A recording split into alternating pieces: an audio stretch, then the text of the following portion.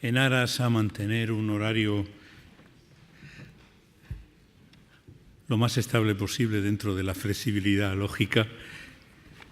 vamos a dar comienzo a esta segunda jornada que se abre con uno de los grandes retos de la psicología en el mundo, como es el tema de las personas mayores, posiblemente bajo el eufemístico nombre de envejecimiento u otros. Es posible que sea una de las áreas no bien tratadas dentro de la psicología y, sin embargo, los aquí sentados, lo hablábamos al comienzo, pensamos que es una de las áreas de gran proyección de futuro y como los psicólogos nos descuidemos, nos la van a quitar como otras veces nos han quitado otras áreas, porque muchas otras profesiones van dándole mordiscos importantes a muchas de nuestras áreas de intervención. Por eso creo que es importante y es enormemente oportuno el haber incorporado el tema del envejecimiento de las personas mayores desde diferentes perspectivas en este segundo encuentro hispano-luso. Sin más dilación, vamos a dar comienzo a esta mesa redonda siguiendo el orden que viene en el programa. Cada ponente va a tener unos 20 minutos. Intentaré ser lo más riguroso posible con los tiempos para que pueda haber un debate que yo creo que puede resultar enriquecedor a posteriori. De tal forma que, en primer lugar, va a intervenir doña Constanza Paul, que es profesora catedrática de Ciencias Biomédicas Abel Salazar de la Universidad de Porto. Constanza, yo te haré una señal. Sí, cuando falten, ¿te parece 5 minutos así? Sí, gracias. Vale, muchas gracias. Bom dia, buenos dias. Vou falar português, se me permitem. Começo por agradecer o convite, quer da Ordem dos Psicólogos Portugueses, quer do Conselho Geral da Psicologia de Espanha e do Colégio Oficial de Psicologia da Galiza, para participar neste encontro e, de alguma forma, fazer o meu contributo para que esta área da psicologia seja assumida com mais força e com mais entusiasmo pela psicologia. Eu fiz um pequeno resumo de alguns dados conhecidos que comparam um pouco o que se passa na Península Ibérica entre Portugal e Espanha. São números que já não são tão atuais como eu gostaria, mas talvez o panorama não tenha mudado assim tanto e dar-nos uma primeira ideia da questão.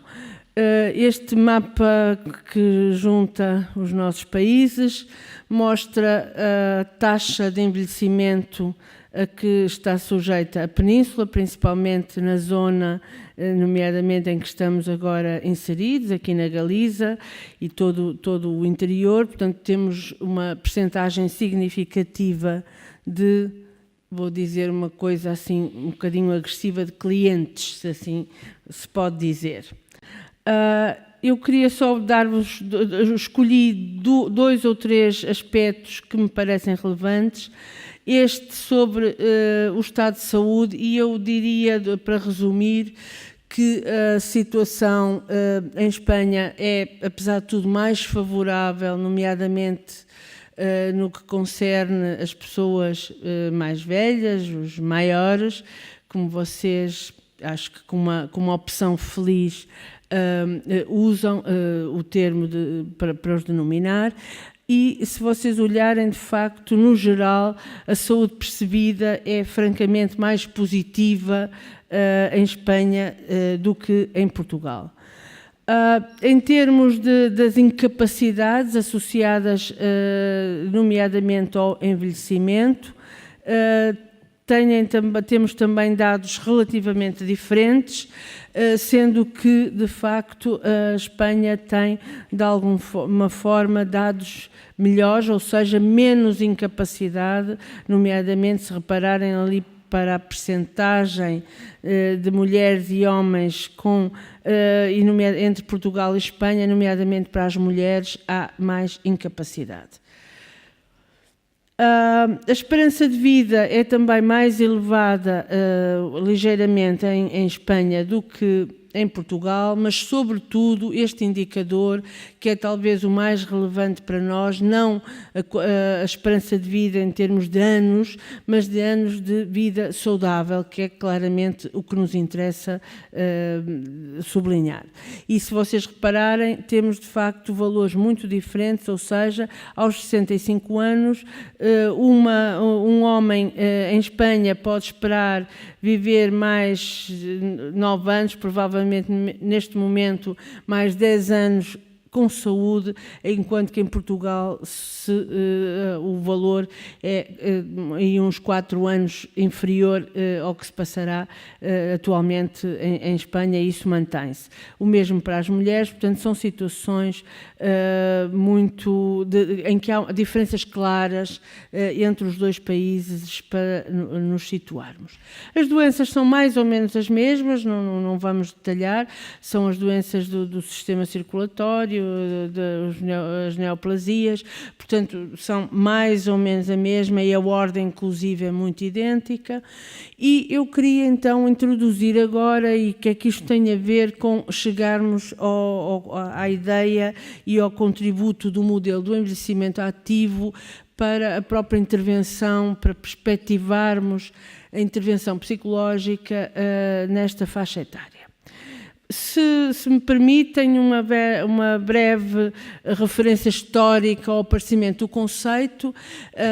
que tem como base a teoria da atividade, que correspondia à ideia de que as pessoas manterem a atividade, mesmo para além, se quiserem, do marco, do marcador social que remete para o início do período da terceira idade, que é a reforma, a ideia de que as pessoas se deviam manter ativas e manter as suas atividades sociais e até atividades, se quiserem, de foro mais económico, ou que seja, que é uma das coisas que vamos discutir, de algum tipo de intervenção social. Depois disso, essa ideia foi-se desenvolvendo, que ela aparecia precisamente em contraponto com uma teoria de que as pessoas mais velhas se afastavam da sociedade, se afastavam primeiro da atividade produtiva, depois dos seus círculos de amigos, e se recolhiam ao seu espaço mais íntimo e à sua casa, e, portanto, a ideia foi ganhando espaço, foi sendo acarinhada nos mais diversos contextos, e já no fim da década de 80 aparece a ideia do envelhecimento bem-sucedido. Este ainda é, com sucesso ou bem-sucedido, ainda é o modelo predominante atualmente nos Estados Unidos da América, e foi de alguma forma também precursor do envelhecimento ativo. Os desafios que se nos colocavam enquanto psicólogos era pensarmos nesse modelo de envelhecimento ativo, que seguramente quem trabalha nas áreas do envelhecimento conhece e que vamos passar depois muito brevemente, são exatamente onde é que nós situamos as variáveis psicológicas nesse mesmo modelo. E o que é que podíamos fazer para o implementar e para lhe dar corpo? De facto, as sociedades vão envelhecendo e não estão preparadas para, no fundo, acolher e manter no seu seio uma percentagem tão elevada de adultos mais velhos. Este era o modelo, havia a opção, este era o modelo de envelhecimento ativo da Organização Mundial de Saúde, aqui na sua versão organizada em português do Brasil,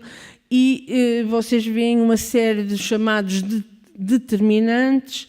que contribuem para o tal envelhecimento ativo, considerado favorável para as pessoas, numa perspectiva de género e numa perspectiva de cultura, e daí nós também temos que ter em consideração as variáveis dos nossos respectivos países para podermos fazer a implementação adequada do nosso contributo enquanto psicólogos. Estes são os grandes pilares, portanto, uma participação social, uma atenção à saúde e a manutenção de sociedades seguras e em que seja fácil e amigáveis de alguma forma. Há depois toda uma série de modelos que tentam transformar as nossas cidades. Esta não necessitará de intervenções, é uma cidade com uma dimensão simpática e de fácil acesso, mas obviamente que é uma das questões que se coloca em termos mundiais, que é como organizar as cidades onde vive 80% da população mundial atualmente, de forma a que as pessoas mais idosas se sintam confortáveis. Estes são os conceitos-chave, também conhecidos, que no fundo a autonomia, aqui uma autonomia muito numa perspectiva psicológica claramente, de controlo, de decisão, e esta que nunca deve ser alienada, nunca deve ser perdida em circunstância nenhuma, mesmo quando os indivíduos perdem algum nível de independência, ou seja, alguma capacidade de se tratarem de si próprios, quer em termos de atividades de vida diária, quer em termos de atividades instrumentais de vida diária. As outras preocupações são preocupações também genéricas, que é a qualidade de vida, que é um chavão que nós usamos muito e que depois precisa de ser operacionalizado, e a ideia da esperança de vida com saúde. Por isso eu ter-vos mostrado a diferença da esperança de vida com saúde entre Portugal e Espanha, porque é de facto um aspecto central. Como vos disse, a autonomia é uma área claramente psicológica, de controle individual, de manter a capacidade de decisão e, portanto, seria uma das áreas em que estaria reservada claramente para as intervenções psicológicas e é de importância decisiva em termos do tal envelhecimento com sucesso, ou do envelhecimento ótimo, como quisermos falar. Dentro dos fatores determinantes do envelhecimento ativo, a OMS, a Organização Mundial de Saúde, selecionou este conjunto de 6, e se vocês pensarem, os pessoais e os comportamentais são seguramente da nossa área de intervenção, direta, se quiserem. Depois, as questões ligadas mais a aspectos sociais, aspectos do meio físico e esta adaptação, e para dizer assim de forma muito genérica, que pode ser associada à própria psicologia ambiental e no fundo a essa adaptação que devemos fazer para nos sentirmos bem, todos os aspectos sociais e de serviços que são outra área fundamental. Então, o que é que a gente tentou fazer? Temos vindo a estudar este modelo proposto pela Organização Mundial de Saúde e fomos tentar operacionalizá-lo exatamente para perceber o peso das variáveis psicológicas e o contributo das variáveis psicológicas neste modelo. E, de facto, nós temos vários dados. Este é um artigo acessível que está em regime aberto. Eu vou passar isto que realmente não está muito visível, e daqui só vos chamo a atenção para o seguinte: vocês têm aí a saúde muito valorizada, mas têm a psicologia, todos os aspectos das variáveis psicológicas igualmente valorizáveis, quer em termos se quiserem, da dualidade da psicopatologia versus, no fundo, indicadores mais favoráveis na área da saúde mental, como seja, portanto, o distress psicológico, o neuroticismo, a solidão, as perturbações cognitivas. Aparecem aqui uma série de fatores com peso enorme a explicar o facto das pessoas serem mais ou menos bem-sucedidas no seu processo de envelhecimento. Tem precisamente a componente psicológica e psicológica muito ligada à saúde mental, se quiserem, e ao bem-estar, a explicar uma quantidade de variância quase idêntica à da saúde, mas depois temos que juntar a isso o desempenho cognitivo, portanto, a capacidade toda cognitiva, que aqui nestes países do Sul e em Espanha a ideia que eu tenho é exatamente, e a experiência é que é idêntica, muito associada ao nível de educação e ao próprio rendimento. Portanto, vocês veem o peso da psicologia a explicar se as pessoas envelhecem bem ou não. Nós continuamos nessa senda de trabalho a tentar perceber essa diferença. Eu tinha-vos inicialmente falado que havia um modelo da Organização Mundial de Saúde sobre envelhecimento ativo e havia um modelo mais americano, que é o Successful Aging, e nós tentamos explorar isso um bocadinho mais. A grande diferença é o peso dado no tal modelo mais americano à doença, ou seja, eles só aceitam classificar um indivíduo como um idoso ou um maior, um adulto mais velho, como tendo êxito quando há ausência de doença, ausência de enfermidade. E isso quer dizer o quê? Quer dizer que como há tantos as pessoas mais velhas, a prevalência de doenças várias é muito elevada, nós ficamos com uma percentagem muito curta de pessoas que nós classificamos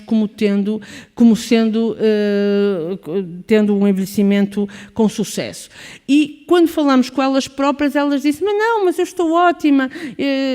mas tem imensas doenças, está bem, mas sinto-me ótima, ando feliz. E, portanto, havia um desacerto entre a classificação que a gente fazia formal, nomeadamente porque eu colocava esta variável que era a doença. Se eu retirar um bocadinho o peso desta variável e supuser que quase todos temos duas ou três questões de saúde, como seja a tensão arterial elevada ou a diabetes, ou coisas que podem estar absolutamente controladas, então eu posso ter uma perspectiva mais, se quiserem, positiva no seu todo e perceber que o grosso ou muitas das nossas pessoas mais velhas de facto têm um envelhecimento ou podem ter um envelhecimento com sucesso, um envelhecimento saudável, em que elas, do ponto de vista de bem-estar, se sintam bem. Mais uma vez fizemos todo o processo, só para quem se interessa mais por este ponto de vista. Nós, portanto, tínhamos as tais componentes que já tinham sido trabalhadas anteriormente, escolhemos 2 medidas de cada uma delas, 2 indicadores para cada um daqueles fatores, escolhemos a respectiva escala de avaliação, está aqui nomeadamente logo nos aspectos da saúde e do estilo de vida, uma eminente psicóloga espanhola, a professora Rocío Ballesteros, que tem trabalhado há muitos anos também nesta área, e tentamos a partir daí voltar a perceber o que é de facto o envelhecimento bem-sucedido. Estes são os processos habituais em termos de fazer o mesmo para o modelo de envelhecimento bem-sucedido, e percebemos que a prevalência vai para as pessoas que têm a capacidade as pessoas que se sentem bem, que estão a ter um envelhecimento saudável e como é que isso se distribui. Se vocês olharem ali para a barra do desempenho cognitivo,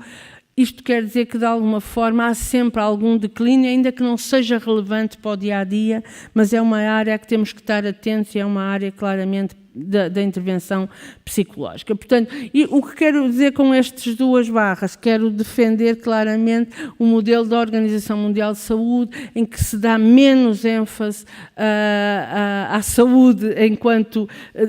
quantidade de doenças que os indivíduos possam ter e, portanto, nos permite uma intervenção mais ampla. Ou seja, portanto, nós podíamos, de facto, assegurar a nossa participação de uma forma mais plena e a intervenção psicológica é absolutamente decisiva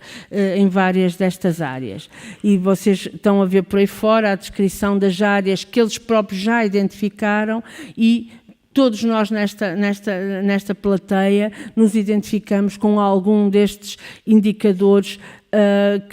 de intervenção claramente psicológica. Portanto, nós temos desde a deterioração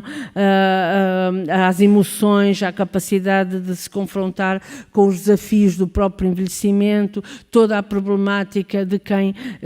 trabalha e quem está junto dos idosos, os tais ambientes saudáveis de que já foi aqui falado em contexto de trabalho, mas que pode ser, no fundo, também pensado para as instituições onde há tipular e onde as pessoas habitam de alguma forma. Portanto, temos toda a parte da psicologia social a ter que trabalhar a área dos estereótipos, das imagens associadas, de alguma forma, geralmente negativas, associadas ao envelhecimento. Toda a área da intervenção, está aqui, por exemplo, no meio destes indicadores da Organização Mundial de Saúde, o próprio comportamento sexual, que será alvo de uma das intervenções desta mesa, e, portanto, vocês têm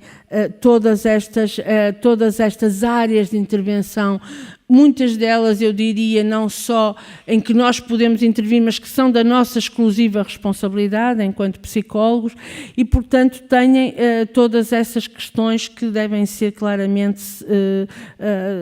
assumidas pela psicologia, quer em termos de explicação do processo de envelhecimento, quer em termos, de facto, de intervenção direta em situações, quer de prevenção, quer de tratamento, se quiserem, de alguma forma. Portanto, a ideia deste trabalho era exatamente mostrar-vos que nós podemos olhar para o envelhecimento ativo numa perspectiva quer política, mais macro de políticas, quer numa perspectiva mais individual e, portanto, mudarmos, de facto, uma perspectiva centrada nos déficits para uma perspectiva centrada nos aspectos mais positivos do envelhecimento ativo, focando aspectos mais favoráveis para os indivíduos. Eu estou nas conclusões, então a ideia seria que os aspectos psicológicos são fundamentais para o envelhecimento ativo, nomeadamente toda a intervenção, se quiserem, mais clássica da psicologia da saúde é óbvia, e esta ideia que todos temos problemas de saúde e funcionais, mas o que faz a diferença é a capacidade de lidar com essas situações, a nossa resiliência e, de facto, nós temos que fazer intervenção, quer na área da prevenção, a vários níveis, quer na área de intervenção psicológica. A depressão é uma das áreas-chave, a própria demência e todo um processo de adaptação aos desafios do envelhecimento. Muito obrigada.